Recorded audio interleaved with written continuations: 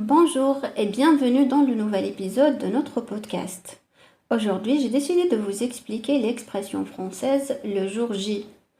Donc, je ne sais pas si vous avez déjà entendu cette expression que vous pouvez lire parfois dans les journaux ou entendre si vous regardez un film français ou si vous regardez une émission en français.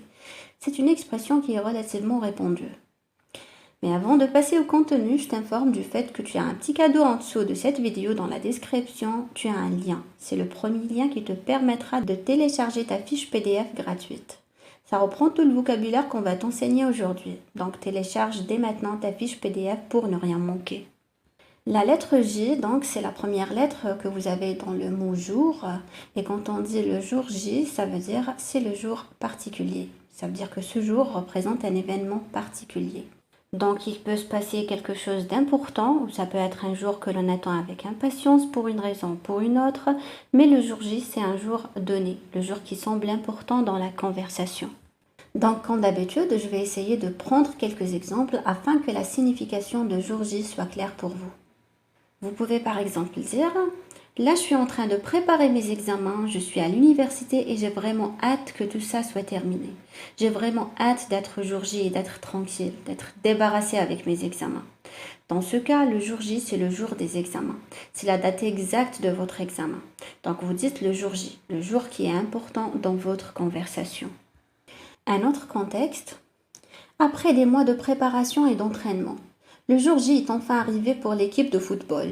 C'est la finale du tournoi et tout le monde est nerveux mais excité. Tous les joueurs sont prêts à donner le meilleur d'eux-mêmes pour remporter la victoire tant attendue. Dans cet exemple, le jour J fait référence au jour où se déroule la finale du tournoi de football, un événement très important et décisif pour les joueurs. Un autre exemple. À quelques jours du jour J, la mère de la mariée prit le téléphone pour parler avec sa fille, disant « C'est bientôt le jour J ». Donc là, le jour J, c'est le jour très important, le jour du mariage. Donc quand la mère dit c'est bientôt le jour J, elle implique dans la discussion le jour exact du mariage. Donc ce n'est pas 3 jours avant ou une semaine après, c'est le jour exact du mariage. Un dernier exemple, imaginez que vous avez un entretien d'embauche de prévu pour obtenir un nouveau travail et un de vos amis vous appelle et vous demande « Alors c'est quand le jour J ?» Et là, donc, vous comprenez immédiatement, étant donné que cet entretien d'embauche est une des choses qui est la plus importante pour vous à ce moment-là, vous comprenez quand il vous demande quand est-ce que le jour J, ça veut dire quand est-ce que c'est planifié et programmé l'entretien d'embauche. Dans ce cas, quand votre ami vous demande c'est quand le jour J, eh bien vous répondez immédiatement le jour J, c'est lundi prochain. Donc lundi prochain, c'est le moment où l'entretien d'embauche est prévu. En somme, l'expression le jour J est une expression idiomatique française qui est souvent utilisée pour se référer à un jour précis et important.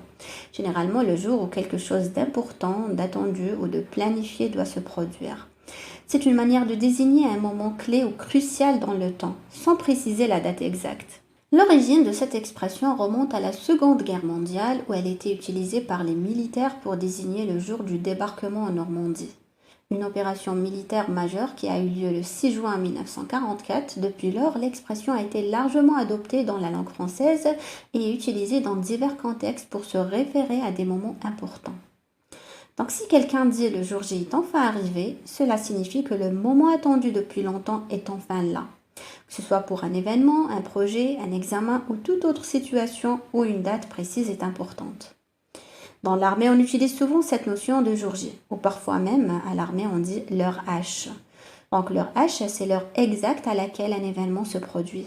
Mais ça, c'est plus utilisé dans l'armée. Ce n'est pas vraiment ce qu'on utilise dans le langage courant. Dans le langage courant, on utilise plutôt l'expression jour J.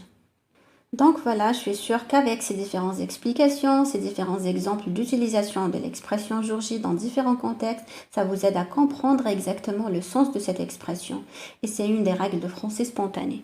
Je vous donne toujours différents exemples et différents contextes qui vous permettent de non seulement comprendre le sens de l'expression, mais également de la graver dans votre mémoire. Car lorsque vous devez utiliser l'expression, eh bien inconsciemment vous vous souvenez des contextes dans lesquels vous avez appris l'expression et c'est pour moi le meilleur moyen de vous permettre de l'utiliser de façon active. Donc la mission que je me suis confiée, c'est vous aider à parler. Et pour parler, vous ne devez pas seulement connaître une expression, celle-ci doit être gravée dans votre mémoire.